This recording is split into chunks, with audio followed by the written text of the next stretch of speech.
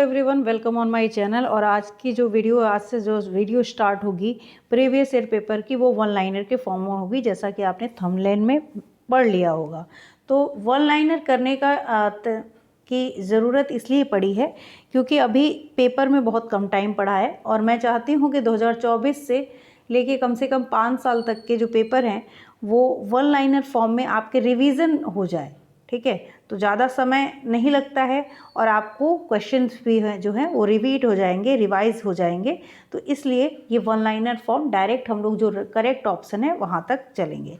तो नूर सीडीपी के क्वेश्चन है, 1 से 30 तक आपके सीडीपी के क्वेश्चंस आते हैं। पेपर 2 है ये। ठीक है, पेपर 1 भी मैं कराऊंगी इसी तरीके से। तो ये पेपर 2 है। और नूर विद्यालय में अपना लंच बॉक्स लाना भूल गई तथा यह कहते हुए तान्या से उसका लंच साझा करने के लिए कहा, मुझे आज अपना लंच मेरे साथ साझा करना चाहिए तुम्हें, क्योंकि कल मैंने तुम्हारे साथ अपना लंच साझा किया था। तो लॉरेंस कोहलबर्ग के नैतिक विकास के सिद्धांत के अनुसार नूर का जो कथन है वो किस अभिविन्यास प्रारूप को किस अवस्था पर दर्शाता है। तो यहाँ पे आपको कोहलबर्ग की जो नैतिक विकास की अवस्थाएं हैं और उसमें भी जो सब स्टेजेस हैं उनके बारे में आपको, अगर आपने पढ़ा होगा तभी आप ये प्रश्न कर पाएंगे। और आपको पियाजे का सिद्धांत आज मैंने वीडियो डाला हुआ है, उसको भी देख लीजिएगा। आज से मैं सीडीपी आप लोगों की जो इम्पोर्टेंट टॉपिक्स है उनकी आप लोगों को मैं देती जाऊंगी। तो वो भी आप लोग इस 10 दिन में आप लोगों को जितना इम्पोर्टेंट हो सकता है वो सारी चीज़ें मैं रिवाइज कराने की कोशिश करूंगी। चैनल को सब्सक्राइब कर लीजिएगा, आपको बहुत अच्छी चीज़ें इधर बीच जो मिलने वाली हैं, मोस्ट इम्पॉर्टेंट चीज़ें जो आपके पेपर से जुड़ी हुई हैं, डायरेक्ट वही चीज़ें आपको चैनल पर कराई जाएंगी। तो चैनल को सब्सक्राइब कर लीजिएगा। और यहाँ पे जो राइट आंसर हो जाएगा वन लाइनर है, तो ज़्यादा समय नहीं लूँगी। यहाँ पे ऑप्शन नंबर 4 जो है आदान प्रदान, क्योंकि उसने कल दिया था तो वो आज साझा करने के लिए कर रही है, तो ये क्या है, आदान प्रदान। और यहाँ पे परंपरागत जो कन्वेंशनल स्टेज है वो आपकी हो रही है करेक्ट। ठीक है, तो आदान प्रदान जो उसने कल दिया था, कल हम तुमको ये दिए थे, तुम हमको आज ये दे दो, तुमको ये चीज़ें किस स्टेज की हैं, कोहलबर्ग के नैतिक विकास के सिद्धांत के अनुसार एक्सचेंज, कन्वेंशनल स्टेज, आदान प्रदान, परंपरागत। ठीक है, इस तरह के प्रश्न आएंगे तो आप ज़रूर कर लेंगे। मुझे ऐसा लगता है कि ये चीज़ें इतने करेंट पोजीशन पे कराई जा रही है कि अब समय नहीं है और अभी भी जो भी चीज़ें आप पढ़ेंगे ना आपके दिमाग में रहेंगी। समाज में विभिन्न लिंगों के लिए उपयुक्त माने जाने वाली प्रारूपिक विशेषताओं के बारे में जन सामान्य की अवधारणाओं को क्या कहते हैं। जेंडर की बात की गई है और जेंडर से प्रश्न आता है। आप सभी जानते हैं कि विभिन्न लिंगों के लिए उपयुक्त माने जाने वाली जो प्रारूपिक विशेषताओं के बारे में जन सामान्य की अवधारणाएं हैं उसको क्या कहते हैं। तो यहाँ पे उसको कहते हैं जेंडर रूढ़िवादिताएं, यानी जेंडर स्टीरियोटाइप, ऑप्शन नंबर 4। ठीक है, तो जेंडर स्टीरियोटाइप्स कहते हैं या रूढ़िवादिताएं कहते हैं। क्वेश्चन नंबर 3 देखते हैं। हाल ही में पाठ्यचर्या में ऐसी कहानियों को शामिल करने के लिए विवेकशील प्रयास किया गया है जिसमें पिता घर के कार्यों में लगा रहता है और माता साहसी गतिविधियों को करती है। ये कदम किस लिए महत्वपूर्ण। आप जानते हैं कि जो जेंडर पे जिससे महत्वपूर्ण प्रश्न 2-3 आपको प्रश्न पूछे जाते हैं, जैसे कि अगर पिता घर के कार्य कर रहे हैं तो इसमें क्या हो रहा है कि दोनों ही, मतलब ये दिखाया गया है कि ऐसी कोई रूढ़िवादिता को एक तरीके से समाप्त किया जा रहा है ना यहाँ पे। तो यहाँ पे ऑप्शन नंबर आपका जो 2 है, रूढ़िवादिता क्या कहती है कि माँ को घर में ही काम करना चाहिए, औरतों को घर में ही काम करना चाहिए, पिता जो आदमी लोग होते हैं बाहर के। लेकिन यहाँ पे इसको समाप्त किया गया है। यहाँ पे पिता जो है घर के कार्य में लगा हुआ है और माता साहसी गतिविधियों को कर रही है। तो यहाँ पे जेंडर रूढ़िवादिता को समाप्त करता है। ये जो गतिविधि है, कदम है, ये जेंडर रूढ़िवादिता को समाप्त करता है, इसलिए ऑप्शन नंबर 2 यहाँ पे करेक्ट हो जाएगा। ठीक है, क्वेश्चन नंबर 4 देखते हैं। वाइगोस्की से संबंधित प्रश्न है और आपको मैंने पहले भी कहा था कि जीन पियाजे, वाइगोस्की, कोहलबर्ग और जेंडर समावेशी जो है शिक्षा, वो सारी चीज़ें बहुत इंपॉर्टेंट है। और साथ में आपका एक डिसलेक्सिया वगैरह से संबंधित जो अधिगम अक्षमता है वो भी बहुत इंपॉर्टेंट टॉपिक है। तो यहाँ पे देखिए, वाइगोस्की के अनुसार जब एक वयस्क बच्चे के निष्पादन के वर्तमान स्तर को सहयोग द्वारा विस्तारित करता है तो इसे क्या कहते हैं। अब यहाँ पे स्कैफोल्डिंग की बात की गई है। स्कैफोल्डिंग क्या कहता है कि किसी को जो बच्चा है उसको सहयोग द्वारा उसके कार्य मतलब उसको पूरा काम नहीं करवाया जा रहा है, उसको हेल्प किया जा रहा है, तो ये जो है पाड़ यानी स्कैफोल्डिंग यानी ढांचा कहलाता है। तो ये ऑप्शन नंबर 4 का क्वेश्चन नंबर 4 का ऑप्शन नंबर 3 यानी पाड़ यानी ढांचा स्कैफोल्डिंग जो है वो ऑप्शन आपका सही हो जाएगा। क्वेश्चन नंबर 4 का option number 3 is the correct answer. तो यहाँ पे क्वेश्चन नंबर 5 कहता है कि जीन पियाजे के संज्ञानात्मक विकास के सिद्धांत के अनुसार जो परिकल्पित निगमनात्मक तर्क है वो किस अवधि में विकसित होता है। तो वो होता है आपकी अमूर्त संक्रियात्मक अवस्था, क्योंकि यहाँ पे जो डिडक्टिव रीजनिंग है वो हाइपोथेटिकल डिडक्टिव रीजनिंग है वो विकसित हो जाती है किस अवस्था में, फॉर्मल ऑपरेशनल स्टेज में। ठीक है, क्वेश्चन नंबर 5 का option number 4 is the correct answer और 1 लाइनर है तो हम डायरेक्ट आंसर की तरफ ही जा रहे हैं। डैज के अनुसार बच्चों के चिंतन के बारे में सामाजिक प्रक्रियाओं तथा सांस्कृतिक संदर्भ के प्रभाव को समझना आवश्यक है, ये किसके अनुसार है। तो देखिए जहाँ पे आपकी बात की जा रही है जो वाइगोस्की से थे वो सामाजिक प्रक्रियाओं तथा सांस्कृतिक संदर्भ की बात करते हैं और इसीलिए यहाँ पे जो करेक्ट आंसर हो जाएगा लेव Vygotsky option number 3 is the right answer. Question number 7 देखते हैं। पियाजे के संज्ञानात्मक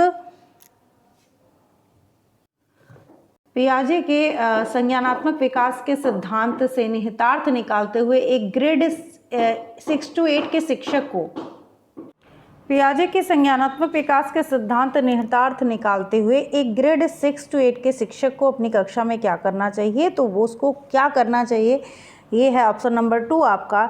ऐसी समस्याएं प्रस्तुत करनी चाहिए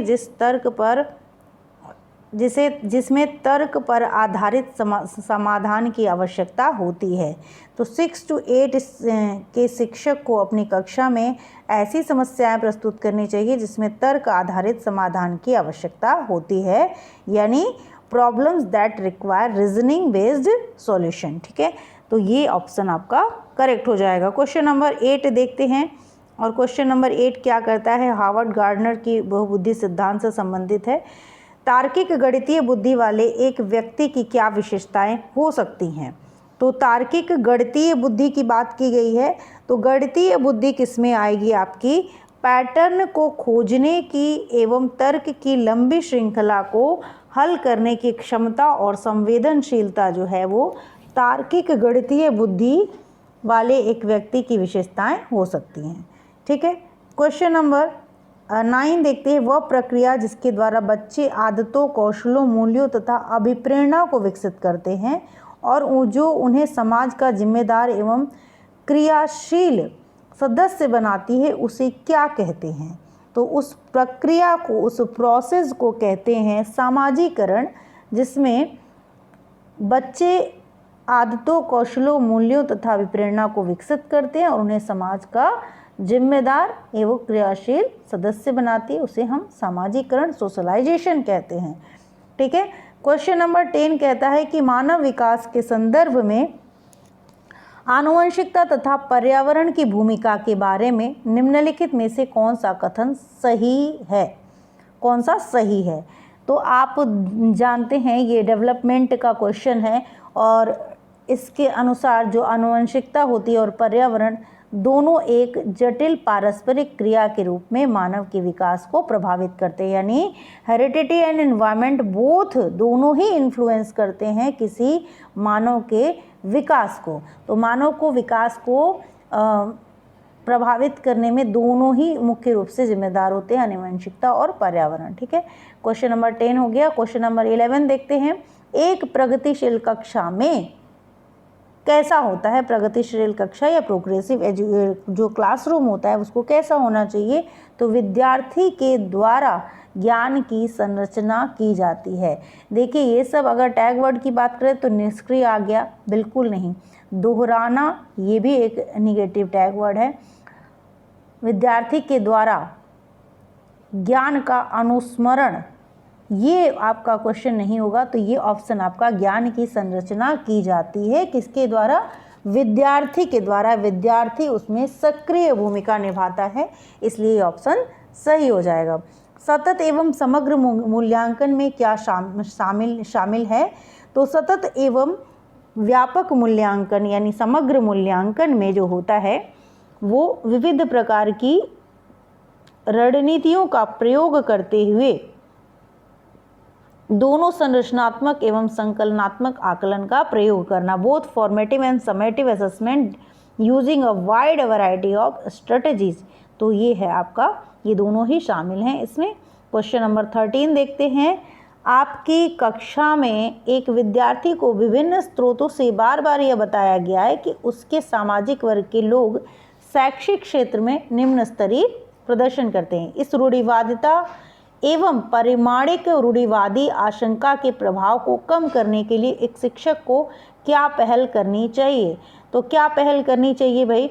तो उसको करना चाहिए ये कि विभिन्न सामाजिक वर्गों के जो रोल मॉडल से संबंधित कहानियाँ और उदाहरणों को प्रस्तुत करना चाहिए। ठीक है, presenting stories and examples of role models from different social groups. Question number 14 देखते हैं। 14 कहता है कि एक समावेशी कक्षा में शिक्षक को क्या करना चाहिए? तो जैसा कि मैंने बताया कि इम्पॉर्टेंट जब भी मैं सीडीपी के टॉपिक्स बताती हूँ तो उसमें ये सारे टॉपिक्स जो भी अभी पेपर में आपको दिख रहे होंगे वो सारे टॉपिक्स मैं आपको बताती हूँ। तो एक समावेशी कक्षा में शिक्षक को क्या करना चाहिए? तो यह विश्वास करना चाहिए कि प्रत्येक बच्चे में अपनी योग्यताएं एवं शक्ति के अनुसार सीखने की क्षमता है, यानी हर एक बच्चा में एक पोटेंशियल है क्या करने की? सीखने की, टू लर्न एज पेयर, जितनी उसकी अभी, जितना वो बड़ा है, जितना भी उसकी योग्यता है, जितना उसकी क्षमता है, उसके अनुसार उसमें सीखने की क्षमता है। ठीक है, तो believe that every child has a potential to learn as per their abilities and strength.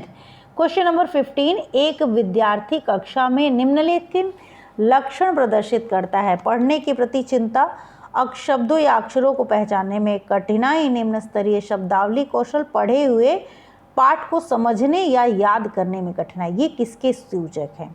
तो ये सारी चीज़ें जो हैं वो आपकी अधिगम अशक्तता, जो मैं आज बोल रही थी कि आपको ये टॉपिक मैं करवाऊंगी, तो ये टॉपिक क्योंकि इम्पॉर्टेंट है, वो अधिगम अक्षमता या अधिगम अशक्तता ये इसी के सूचक हैं। तो ये सारी चीज़ें हैं वो निम्न स्तरीय शब्दावली कौशल है, अक्षरों को पहचानने में कठिनाई हो रही है, पढ़ने के प्रति चिंता है, पढ़े हुए पाठ को समझ नहीं पा रहा है, याद करने में कठिनाई, ये अधिगम में अशक्तता यानी लर्निंग नहीं कर पा रहा है वो। A student with learning disability is the right answer. ठीक है, क्वेश्चन नंबर 16-30 क्वेश्चन आज हम देखने के और वीडियो को आप पूरा देखिएगा।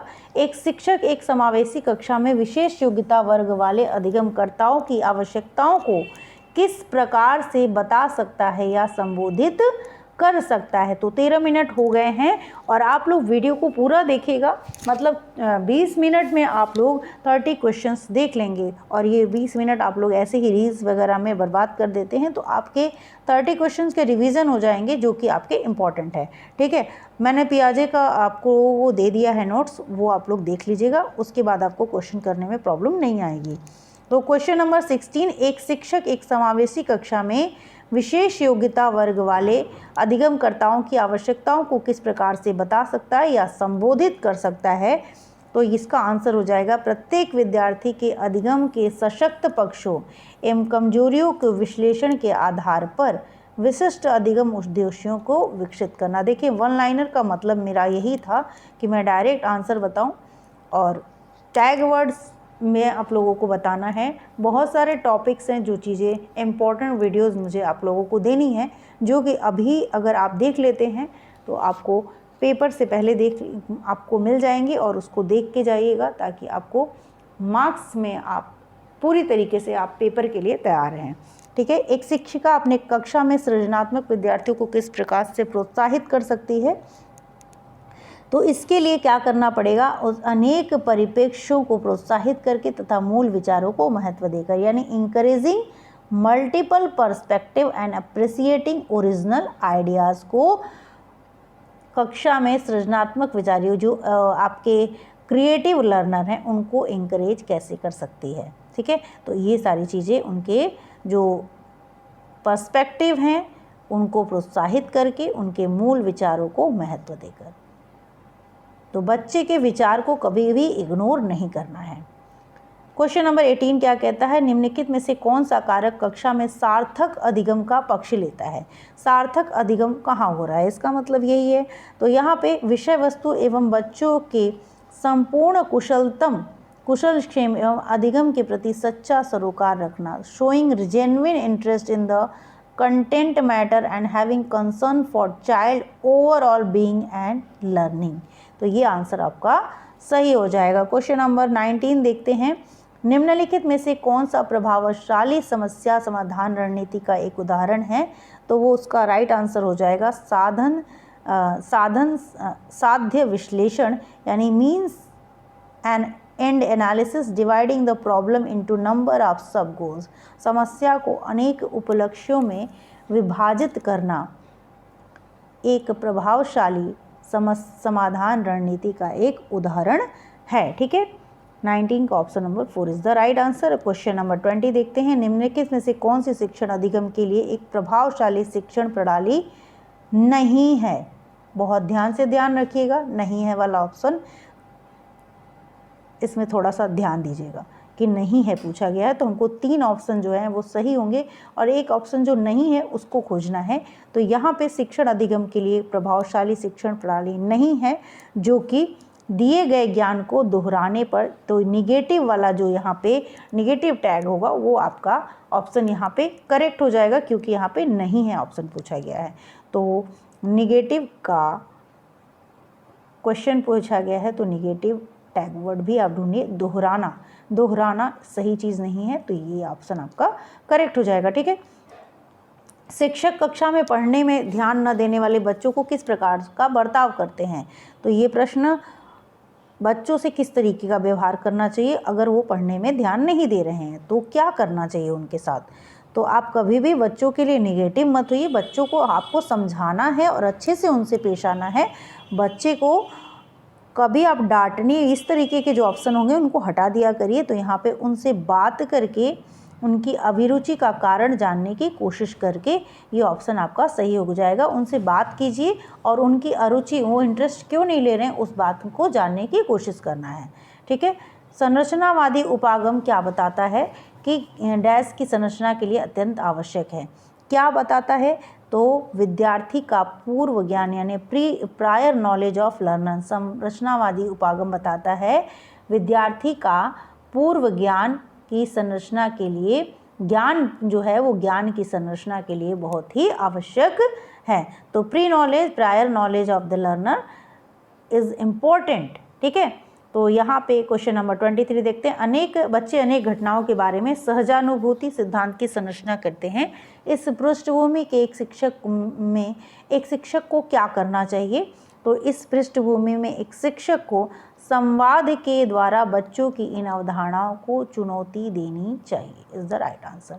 संज्ञान एवं संवेग के बीच किस प्रकार का संबंध होता है। संज्ञान यानी कॉग्निशन, ठीक है, और इमोशन के किस प्रकार का संबंध है, ये क्वेश्चन पूछा गया है। तो यहाँ पे जो राइट आंसर हो जाएगा, by directional a dynamic interplay between both, दोनों के बीच एक गतिशील पारस्परिक क्रिया होती है। क्वेश्चन नंबर 25 देखते हैं, निम्नलिखित में से कौन से कारक अधिगम को प्रभावित करते हैं। तो अधिगम को प्रभावित करने वाले जो कारक हैं वो कौन कौन से हैं। तो देखिए, विद्यार्थी की अभिरुचि बिल्कुल प्रभावित करती है। जो अधिगम बच्चा अगर रुचि ले रहा है, इंटरेस्ट ले रहा है, तो वो विद्यार्थी के अधिगम लर्निंग को प्रभावित करेगी। विद्यार्थी का सांवेदिक स्वास्थ्य ये भी प्रभावित करेगा। शिक्षण की जो रणनीति है बिल्कुल प्रभावित करेगी उसके सीखने को। विद्यार्थी का सामाजिक एवं सांस्कृतिक संदर्भ यानी चारों ही। तो ऑप्शन नंबर 4 यहाँ पे करेक्ट हो जाएगा। ठीक है, क्वेश्चन नंबर 26 देखते हैं, क्या ज्ञान के सार्थक संरचना की प्रक्रिया का एक महत्वपूर्ण पहलू है। तो यहाँ पे जो राइट आंसर हो जाएगा वो हो जाएगा सामाजिक पारस्परिक जो क्रियाएं हैं, सोशल इंटरैक्शन, वो ज्ञान के सार्थक संरचना का एक महत्वपूर्ण पहलू है। ठीक है, क्वेश्चन नंबर 27 देखते हैं, 30 तक देखेंगे। CDP के पूरे क्वेश्चन हम लोगों ने 30 क्वेश्चन पर डे आप लोगों को मिल जाएंगे, जो कि होंगे वन लाइनर फॉर्म में, यानी इस तरीके से डायरेक्ट आंसर के फॉर्म में। जब विद्यार्थी पुरस्कार पाने की इच्छा से बार बार किसी गतिविधि को करने का निर्णय लेते हैं जो कि प्रत्यक्ष रूप से उस गतिविधि से संबंधित नहीं है, ऐसी स्थिति में क्या संभावना उत्पन्न होती है? ऐसी स्थिति में जो संभावना उत्पन्न होगी वो है अधिगम के प्रति भौतिकवादी अभिवृत्ति का विकास। ठीक है, क्वेश्चन नंबर 28 देखते हैं। क्वेश्चन नंबर 28 क्या कहते हैं? बाल्यावस्था की अवधारणा से क्या अभिप्राय है? तो बाल्यावस्था की अवधारणा से अभिप्राय क्या है आपका, ये पूछा गया है। और यहाँ पे जो राइट आंसर हो जाएगा वो हो जाएगा समकालीन सामाजिक संरचनावादी मनोवैज्ञानिकों के अनुसार यह एक सामाजिक संरचना है। Social construct according to contemporary socio constructive theory. बाल्यावस्था की अवधारणा से ये अभिप्राय है। ठीक है,